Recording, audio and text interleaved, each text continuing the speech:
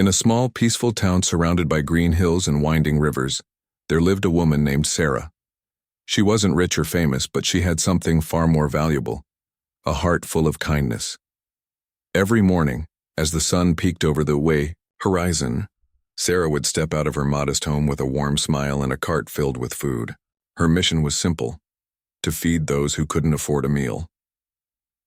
Sarah's table was set up near the edge of the park, where people could sit under the shade of tall trees while enjoying her homemade dishes.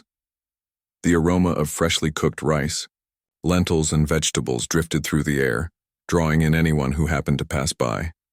Some were jobless men searching for work, others were homeless families struggling to survive, and a few were lonely souls seeking companionship. No matter who they were or where they came from, Sarah welcomed them all with open arms. She didn't ask questions or judge anyone. Instead, she handed out plates of food with a gentle nod and words of encouragement. "Eat well," she'd say, softly, watching as gratitude lit up their tired faces. Over time, her table became more than just a place to eat. It turned into a haven of hope and connection. Strangers began talking to one another, sharing stories, laughter, and sometimes tears. For many, it was the first time in weeks or even months that they felt truly seen and cared for. Word of Sarah's generosity spread quickly. People started arriving earlier each day, eager to secure a spot at her table. Children ran ahead of their parents, clutching empty bowls, while elderly folks shuffled along with canes in hand. Even travelers passing through the town stopped, curious about the woman everyone spoke so highly of. Sarah never turned anyone away. If her supplies ran low, she'd simply cook more, determined to ensure no one left hungry. But not everyone shared the same admiration for Sarah's efforts. Across the street, behind the polished windows of a grand house, lived Mr. Harris. He was a wealthy businessman known for his sharp suits and sharper tongue. To him, money equaled power, and he believed that success was measured by how much you owned, not by how much you gave away. From the moment Sarah started her free meals program, Mr. Harris watched with growing irritation. At first, it was just the sight of strangers crowding around her table that bothered him. He didn't like the idea of those kinds of people gathering in what he considered his neighborhood. Then came the noise, the chatter, the clinking of utensils, and the occasional burst of laughter. It grated on his nerves, disrupting the quiet life he cherished. But what angered him most was the attention Sarah received. Neighbors praised her openly, calling her an angel sent from heaven. Children waved at her enthusiastically whenever she passed by. And every evening when she packed up her things, someone new seemed to thank her with heartfelt sincerity. Mr. Harris couldn't understand why people admired Sarah so much. She didn't have fancy cars or expensive clothes. Her home was modest, her lifestyle simple. Yet here she was, winning hearts effortlessly, something he had never achieved despite his wealth. The thought gnawed at him constantly, fueling a deep-seated resentment. He decided that enough was enough. Something had to be done to stop her. One afternoon, as Sarah served lunch to a long line of grateful visitors, Mr. Harris stepped outside his house. His eyes narrowed as he observed the scene across the street. Plates were being passed around, conversations flowed freely, and smiles lit up faces young and old. Clenching his fists, he muttered under his breath, "This has gone too far." That night, unable to sleep, Mr. Harris paced back and forth in his study. His mind raced with ideas on how to put an end to Sarah's charitable activities. He knew he couldn't confront her directly. She was too popular now. People wouldn't take kindly to anyone trying to shut her down. No, he needed a smarter approach, one that would make her actions seem illegal or unsafe. The next morning, Mr. Harris picked up the phone and dialed a number. After a brief conversation, he leaned back in his chair, a satisfied smirk spreading across his face. He had found a way to strike at Sarah's operation without getting his hands dirty. All he had to do was sit back and wait for the authorities to handle the rest. Meanwhile, Sarah remained blissfully unaware of the storm brewing just across the street. She continued her routine as usual, waking up early to prepare meals and setting up her table with care. Each day brought new faces and familiar ones, each person adding to the tapestry of lives she touched. For Sarah, it wasn't about recognition or fame. It was about making a difference, no matter how small. Little did she know, her kindness was about to be tested in ways she never imagined. As days turned into weeks, tensions simmered beneath the surface. Mr. Harris kept a close watch on Sarah's activities, waiting for the perfect moment to strike. On the other side of the street, Sarah carried on with unwavering determination, oblivious to the challenges that lay ahead. What neither of them realized was that this conflict would change both their lives forever, and perhaps the entire town along with it. The stage was set. A battle between greed and generosity loomed on the horizon, and the outcome would shape the future of everyone involved. The sun rose early the next morning, casting a golden glow over the town. Sarah woke up as usual, her mind already buzzing with plans for the day. Today's menu included steamed rice, lentil soup, and freshly baked bread, simple but filling meals that would bring comfort to those in need. As she prepared the food in her modest kitchen, the scent of spices filled the air, mingling with the crisp breeze drifting through the open window. Across the street, Mr. Harris stood on his balcony, sipping coffee from an expensive china cup. His eyes were fixed on Sarah's house, where smoke curled lazily from the chimney, a sign that she was hard at work. He clenched his jaw tightly, frustration bubbling inside him. "How dare she act like she owns this place?" he muttered under his breath. To him, Sarah wasn't just feeding the hungry. She was tarnishing the image of the neighborhood he had worked so hard to build. By mid-morning, Sarah's table was ready. Plates were neatly stacked, spoons gleamed in the sunlight, and pots of hot food sat waiting to be served. A small crowd had already gathered, chatting excitedly as they waited for their turn. Children ran around playing tag, while older folks settled into chairs exchanging stories about their lives. It was a scene of warmth and community, one that made Sarah's heart swell with pride, but not everyone shared in the joy.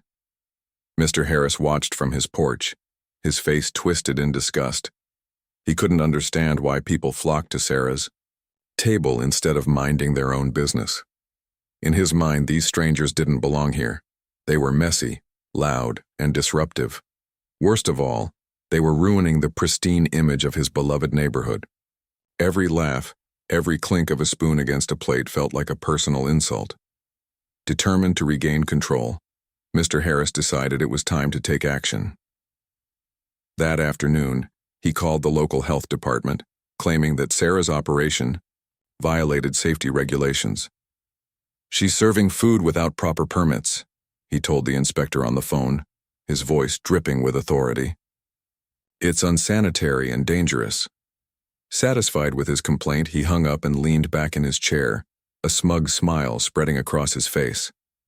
Finally, someone would put an end to her nonsense. The very next day, 2 inspectors arrived, unannounced at Sarah's setup. Dressed in official uniforms, they carried clipboards and stern expressions. The moment they stepped onto the scene, the cheerful chatter died down, replaced by uneasy silence. Sarah greeted them politely, offering them seats and cups of tea. "Is everything all right?" she asked, sensing the tension in the air. One of the inspectors cleared his throat. "We received a complaint about your activities," he said, glancing at his notes. "You're required to have permits for public food distribution, and we need to ensure you're following health codes." Sarah's heart sank. She hadn't thought about permits before. It had never occurred to her that her simple act of kindness could be seen as illegal. But she didn't panic. Instead, she calmly explained her process, showing them how she prepared the food in a clean environment and stored it properly. When they asked for documentation, she admitted she didn't have any, but promised to get everything in order immediately. Word of the inspection spread quickly among the townspeople. Many worried that Sarah's efforts might come to an abrupt halt. Determined to support her, a group of volunteers sprang into action. They helped gather receipts, create a record-keeping system, and even reached out to local authorities for guidance on obtaining the necessary permits. Within days, Sarah had everything organized, proving beyond doubt that her intentions were pure. When the inspectors returned, they found nothing amiss. Impressed by Sarah's transparency and dedication, they gave her the green light to continue. As they left, one of them turned to her and said, "Keep doing what you're doing, ma'am. The world needs more people like you." Though relieved, Sarah knew this wasn't the end. Mr. Harris wouldn't give up so easily. Sure enough, later that week, rumors began circulating about her supposedly misusing funds meant for charity. Flyers appeared around town, accusing her of hoarding donations for herself. Some residents started whispering behind her back, questioning whether she truly deserved their trust. Sarah felt a pang of hurt when she heard the accusations. She had poured her heart and soul into helping others, and now her integrity was being called into question. But instead of lashing out or defending herself publicly, she chose a different approach. She invited anyone who doubted her to visit her home and see her operation firsthand. On a Saturday morning, a small group of curious neighbors gathered outside Sarah's house. She welcomed them warmly, leading them through her kitchen and storage area. She showed them receipts for every purchase, records of donations received, and testimonials from countless beneficiaries. One elderly woman held up a handwritten note from a family she had helped, tears streaming down her face as she read aloud, "Thank you for giving us hope when we had none." By the end of the tour, the doubters were convinced. They apologized profusely, promising to stand by her side no matter what. Sarah forgave them without hesitation, knowing that misunderstandings could happen to anyone. Her grace and honesty only deepened their respect for her, but Mr. Harris wasn't done. Seeing his schemes unravel, he grew desperate. Late one night, under the cover of darkness, he hired a group of thugs to vandalize Sarah's setup. Chairs were smashed, tables overturned, and supplies scattered across the ground. Empty pots lay dented, and the once pristine tablecloth was torn to shreds. By the time they finished, the entire area looked like a battlefield. When Sarah arrived the next morning, her heart sank at the sight. Tears welled up in her eyes, not because of the damage, but because she feared letting down the people who relied on her. For a brief moment, she wondered if she should quit. Maybe Mr. Harris was right. Maybe she was causing more harm than good. But then she remembered the faces of those she had helped, the smiles of children, the gratitude of struggling parents, the renewed hope in weary eyes. Giving up wasn't an option. With newfound determination, she rolled up her sleeves and began cleaning up the mess. Neighbors noticed her struggle and rushed to help. Together, they repaired the broken furniture, swept away debris, and restocked the supplies. As the news of the vandalism spread, outrage rippled through the community. People condemned Mr. Harris's actions, calling him selfish and cruel. Even those who had initially doubted Sarah rallied around her, vowing to protect her mission at all costs. Donations poured in from every corner of the town: food, money, blankets, and even offers of volunteer work. What had started as a solo effort had transformed into a collective movement, driven by love and unity. Mr. Harris watched from afar, seething with anger. He had expected the vandalism to crush Sarah's spirit, but instead, it had ignited a fire within the community.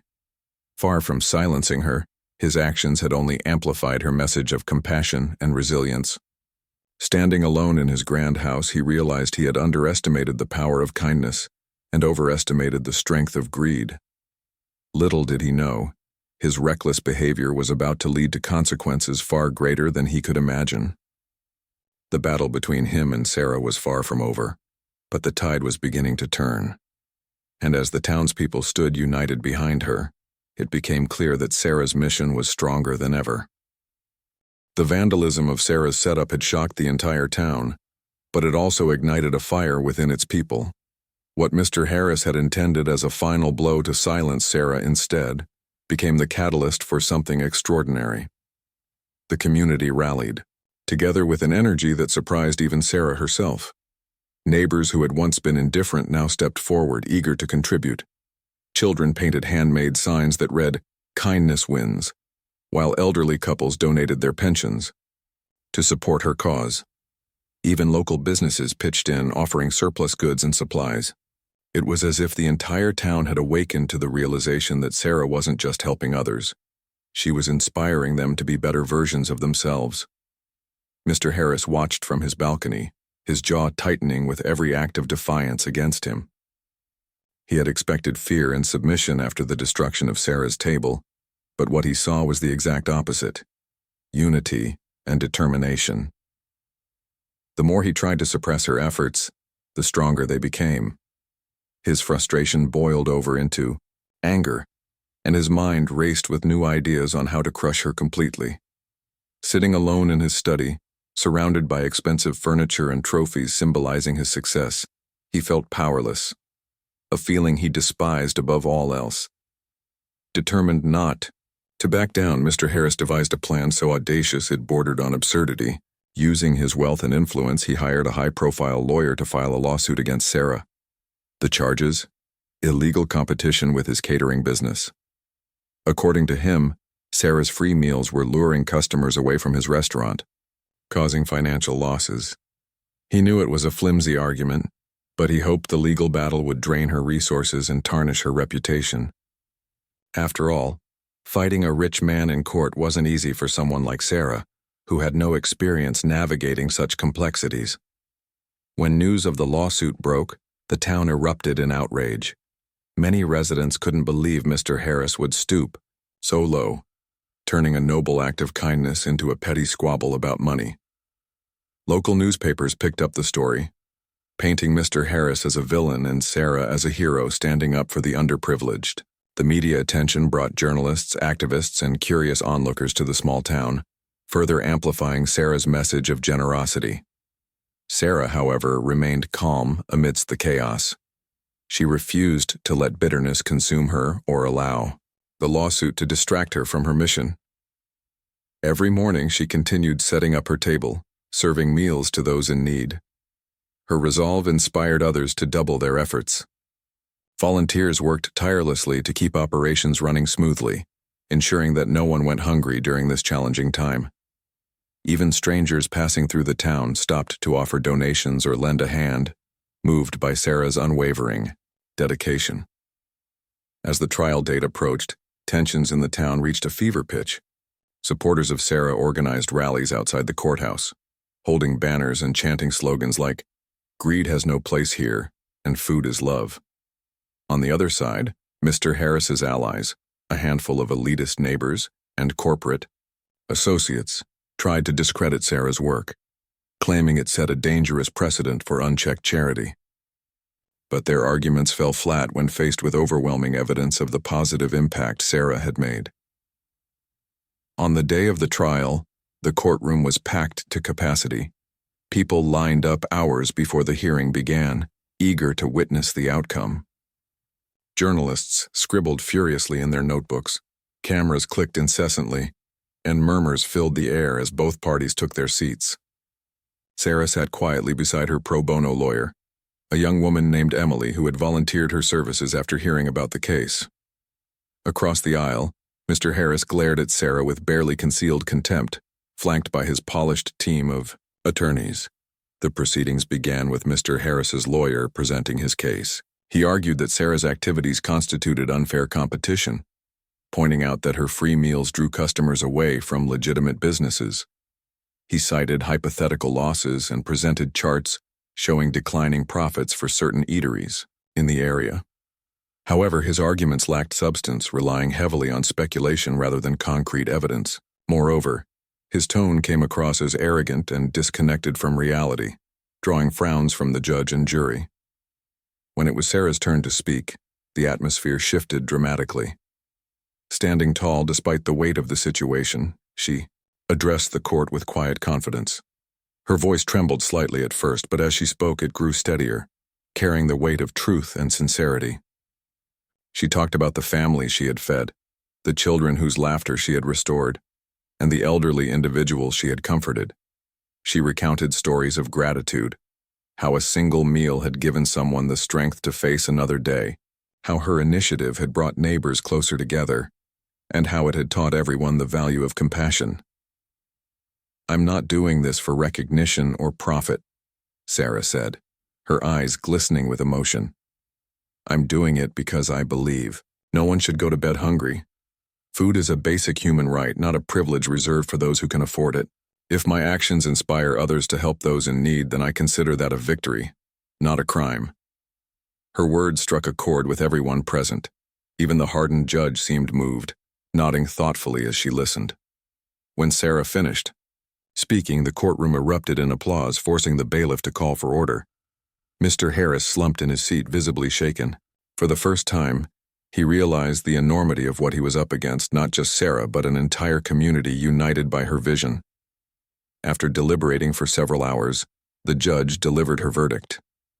Dismissing the charges outright, she praised Sarah's efforts and condemned Mr. Harris's attempts to stifle goodwill. True wealth lies not in material possessions, she declared, but in the ability to uplift others. Ms. Sarah has demonstrated extraordinary courage and compassion, qualities we should all strive to emulate. The courtroom erupted in cheers as Sarah hugged Emily tightly, tears streaming down her face. Outside, supporters celebrated with hugs, laughter, and chants of victory. Meanwhile, Mr. Harris stormed out of the building, his face pale with humiliation. Reporters chased after him, shouting questions, but he ignored them, retreating to the safety of his car. That evening, as Sarah cleaned up after another successful meal service, she reflected on everything that had happened. The lawsuit had tested her patience and resolve, but it had also strengthened her faith in humanity. She looked around at the smiling faces of volunteers and beneficiaries, feeling grateful for their unwavering support. Yet deep down, she knew the fight wasn't over. Mr. Harris wouldn't give up easily, and she needed to stay vigilant. Across the street, Mr. Harris sat in his dimly lit study, nursing a glass of whiskey. His world, the one built on power, prestige, and greed, felt like it was crumbling around him. For the first time in years, he questioned whether he was truly happy. Was all his wealth worth the loneliness and isolation he felt? As these thoughts swirled in his mind, he glanced out the window at Sarah's bustling table. Despite everything, it radiated warmth and joy, something he realized he desperately craved. Little did either of them know, fate had one last twist in store. The events that followed would change not only their lives, but the entire town forever. And as the sun set over the horizon, casting long shadows across the park, the stage was set for a resolution that neither could have predicted. The verdict was a turning point, not just for Sarah and Mr. Harris, but for the entire town. The judge's words echoed in everyone's minds. True wealth lies not in material possessions, but in the ability to uplift others. For Sarah, it was validation of everything she had worked so hard to achieve. For Mr. Harris, it was a bitter pill to swallow, one that left him questioning his choices and the life he had built on greed. In the days following the trial, Sarah returned to her routine with renewed energy. Her table was busier than ever, attracting not only those in need but also curious visitors from neighboring towns who had heard about her story. Local businesses continued to donate supplies, and volunteers poured in from all corners of the community. Children helped set up chairs, teenagers distributed plates, and elderly couples shared stories with newcomers. What had once been a small act of kindness had blossomed into a movement, a testament to the power of unity and compassion. But despite the victory, Sarah couldn't shake off the thought of Mr. Harris. She knew he was hurting, though he would never admit it. His actions had stemmed from fear and insecurity, emotions that she understood all too well. After losing her husband years ago, Sarah had faced loneliness and despair herself. It was during that dark period that she discovered the healing power of helping others. Perhaps, she thought, Mr. Harris needed the same kind of redemption. 1. Evening. As Sarah packed up after serving dinner, she made a decision. Walking across the street, she knocked on the door of Mr. Harris's grand house. When he opened it, his expression shifted from surprise to irritation. "What do you want?" he snapped, his voice laced with hostility. "I wanted to invite you to see my work firsthand," Sarah replied calmly. "I think if you saw what happens here every day, you might understand why I do it." Mr. Harris hesitated, caught off guard by her unexpected gesture. He had expected anger or retaliation, not an olive branch. Still, pride kept him from accepting immediately. "Why should I care about your little operation?" he muttered, crossing his arms. "Because it's not just mine anymore," Sarah said gently. "It belongs to everyone who believes in making the world a better place. And maybe deep down you believe in that too." Her words lingered in the air, planting a seed of doubt in Mr. Harris's mind. Reluctantly, he agreed to visit her setup. The next morning, though he told himself he was only going to find fault, a part of him, a tiny buried part, was curious. The following day, Mr. Harris arrived at Sarah's table just as breakfast service began. At first, he stood awkwardly on the sidelines, his expensive suit and polished shoes starkly out of place among the casual attire of volunteers and beneficiaries. People glanced at him curiously, whispering amongst themselves. Some recognized him as the man who had tried to shut Sarah down. Others simply wondered why he was there. Sarah greeted him warmly, handing him a plate of food. "Come on, Mr. Harris," she said with a smile. "Join us. See what this is all about." Hesitant but unwilling to appear weak, Mr. Harris took the plate and wandered through the crowd. As he walked, he noticed things he hadn't before. A young mother cradled her baby while eating a bowl of porridge, tears of gratitude streaming down her face. An elderly man laughed heartily as he shared jokes with a group of children. Two teenagers clad in worn-out clothes helped serve meals to others, their faces glowing with purpose. For the first time, Mr. Harris saw the humanity behind the faces he had dismissed as undesirables. These weren't lazy freeloaders or troublemakers. They were real people struggling to survive. They were fathers searching for jobs, mothers trying to feed their kids, and elders seeking companionship. Each person carried a story of hardship, resilience, and hope. As he sat down under the shade of a tree, a boy no older than 10 approached him shyly. "Thank you for letting me eat here," the child said softly, clutching an empty plate.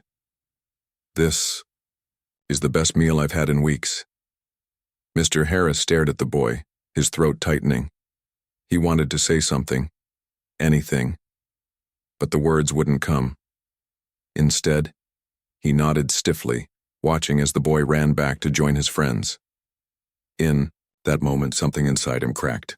Years of bitterness and arrogance gave way to a flood of emotions he hadn't allowed himself to feel in decades: guilt, regret, and, strangely enough, longing. When Sarah found him later, he was sitting alone, staring blankly at the ground. "Are you okay?" she asked, her voice soft with concern. "I don't know," he admitted, his usual bravado replaced by vulnerability. "I've spent my whole life chasing success, thinking money would make me happy. But now, I'm not sure what happiness even looks like." Sarah sat beside him, giving him space to process his thoughts. "It's never too late to change," she said simply. "You have the power to do good, Mr. Harris. All it takes is a choice." Her words stayed with him long after he left the park. That night, unable to sleep, Mr. Harris paced his study, replaying the events of the day in his mind. For the first time, he saw the emptiness of his existence, the mansion filled with meaningless trinkets, the bank accounts overflowing with unused wealth, the relationships strained by selfishness. He realized he had been living for nothing but appearances, ignoring the true essence of life: connection and purpose. The next morning, Mr. Harris made a decision that shocked everyone.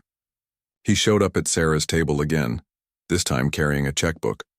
Without fanfare or pretense, he handed her a sizable donation. "Use this to expand your reach," he said gruffly, avoiding eye contact. "And let me know how I can help." Sarah accepted the gift graciously, sensing the weight of the gesture. "Thank you, Mr. Harris," she said sincerely. "Your support means more than you realize." Word of Mr. Harris's change of heart spread quickly through the town. Some were skeptical, believing it to be another ploy. Others praised him for having the courage to admit his mistakes. Regardless of opinions, one thing was clear: the feud between Sarah and Mr. Harris had ended, paving the way for collaboration instead of conflict. With Mr. Harris's resources and influence, Sarah's Initiative grew exponentially. Together, they transformed her humble operation into a fully fledged non-profit organization called Hope for All. They rented a larger space near the park, equipped with a professional kitchen, storage facilities, and dining areas. Volunteers flocked in greater numbers, inspired by the unlikely partnership. Donations poured in from across the region, enabling them to provide not only meals but also clothing, medical aid, and job training programs. Mr. Harris threw himself into the project with surprising enthusiasm. Gone was the cold, calculating businessman. In his place stood a man eager to make amends. He attended meetings, coordinated logistics, and even served meals alongside Sarah. Slowly but surely, he earned the trust of the community he had once alienated. Neighbors greeted him warmly, children waved at him, and former critics acknowledged his efforts with nods of approval. Through it all, Sarah remained a guiding light, reminding everyone, including Mr. Harris, that compassion wasn't about perfection but progress. "We're all works in progress," she often said. "What matters is that we keep moving forward together." Months passed, and the impact of Hope for All rippled far beyond the town. News outlets covered their story, inspiring similar initiatives in other cities.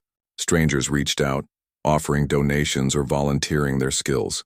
Celebrities endorsed the cause, amplifying its reach. Yet, amidst the growing fame and recognition, Sarah and Mr. Harris stayed grounded, focusing on the mission rather than the accolades. One evening, as they stood side by side watching the sunset over the park, Mr. Harris turned to Sarah. "Do you think I'll ever truly deserve forgiveness?" he asked quietly. "You already have it," she replied with a smile. "Forgiveness isn't something you earn. It's something you give yourself, and look how far you've come." Tears welled up in Mr. Harris's eyes, but they weren't tears of regret this time. They were tears of gratitude, for second chances, for redemption, and for the extraordinary woman who had shown him the path to becoming a better version of himself. As darkness fell over the town, the lights of Hope for All shone brightly, symbolizing the triumph of kindness over greed. It was a reminder that no matter how deep the divide, bridges could always be built, and that sometimes the most unlikely partnerships could create the greatest change. Years passed and the town transformed in ways no one could have imagined. What had once been a quiet, unremarkable place was now known far and wide as a beacon of hope and unity.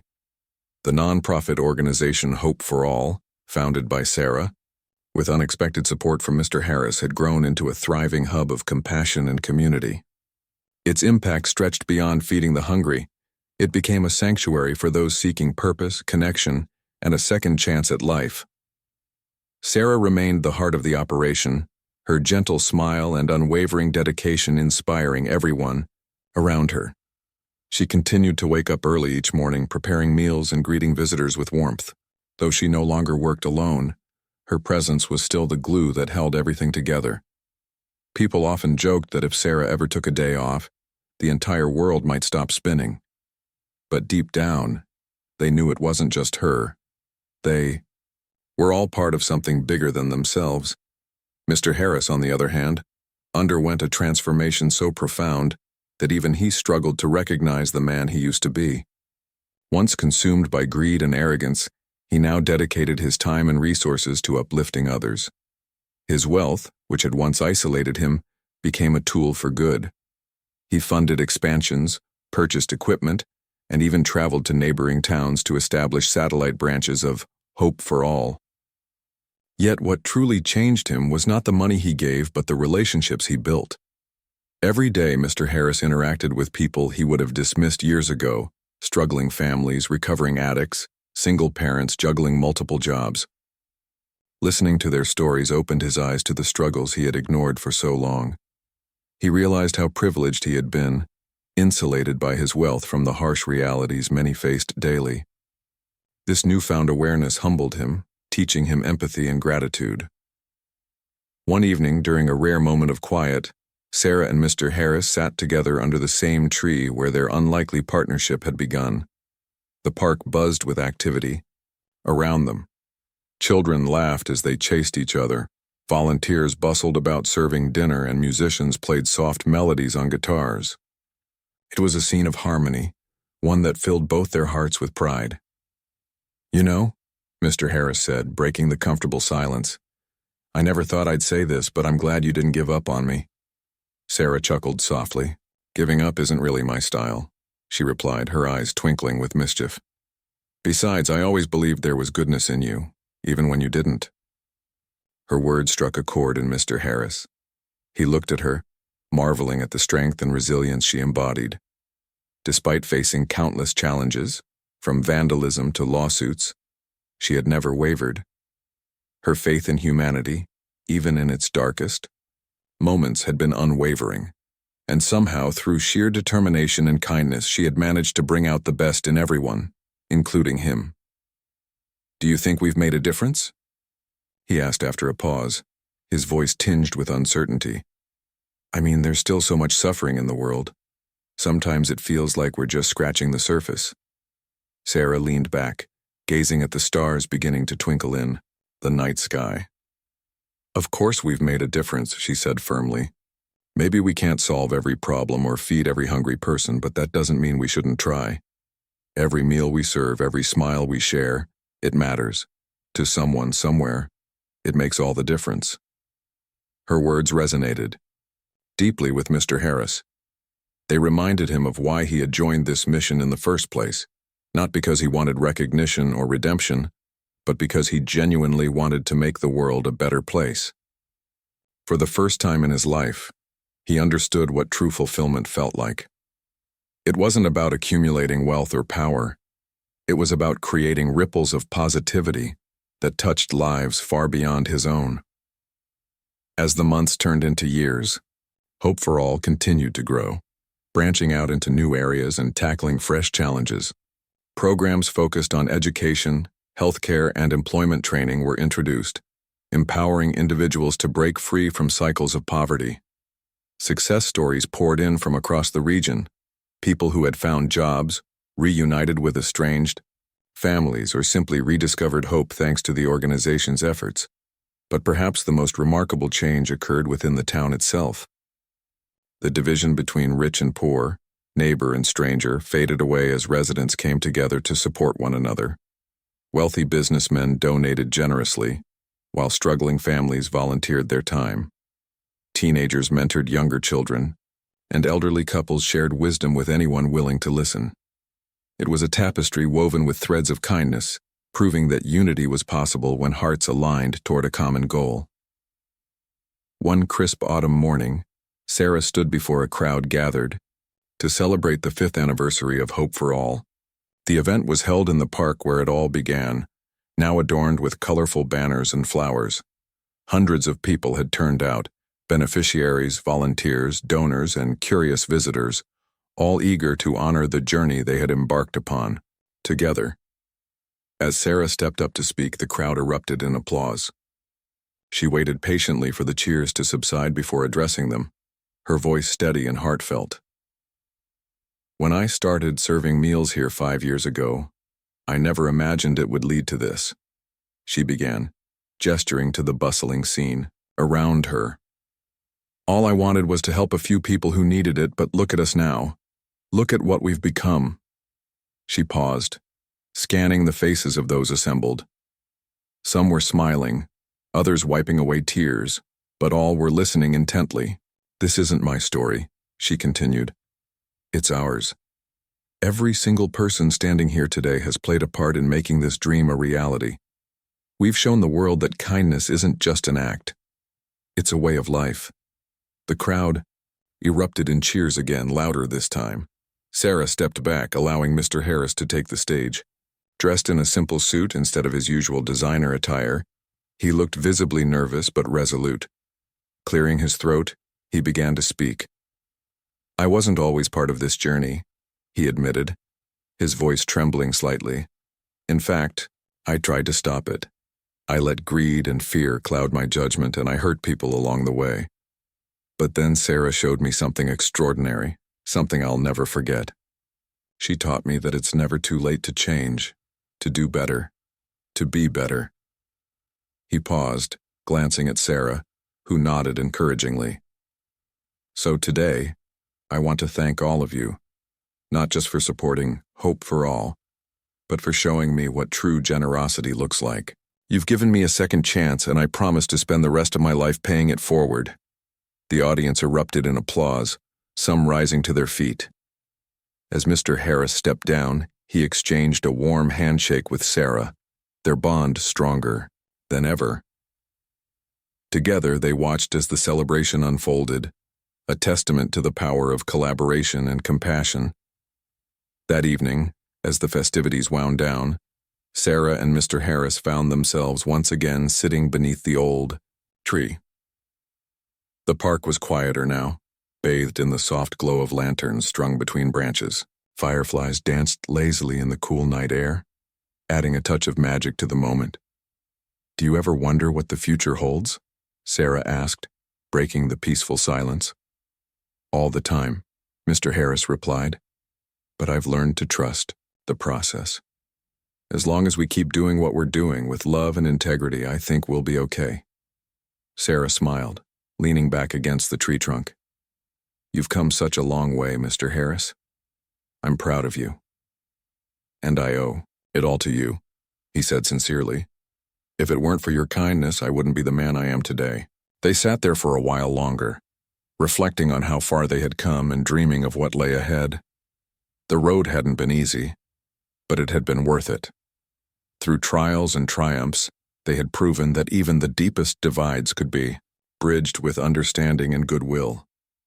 As the moon rose high above the horizon, casting its silvery light over the town, Sarah whispered, almost to herself, "We did it, didn't we?" "Yes," Mr. Harris agreed, his voice filled with conviction. "And we're not done yet." With that, they rose from their seats, ready to face whatever challenges tomorrow might bring. Hand in hand, they walked back toward the bustling center of Hope for All, their hearts full of gratitude and hope. For they knew that as long as they stood together, anything was possible, and the world would continue to shine brighter because of it.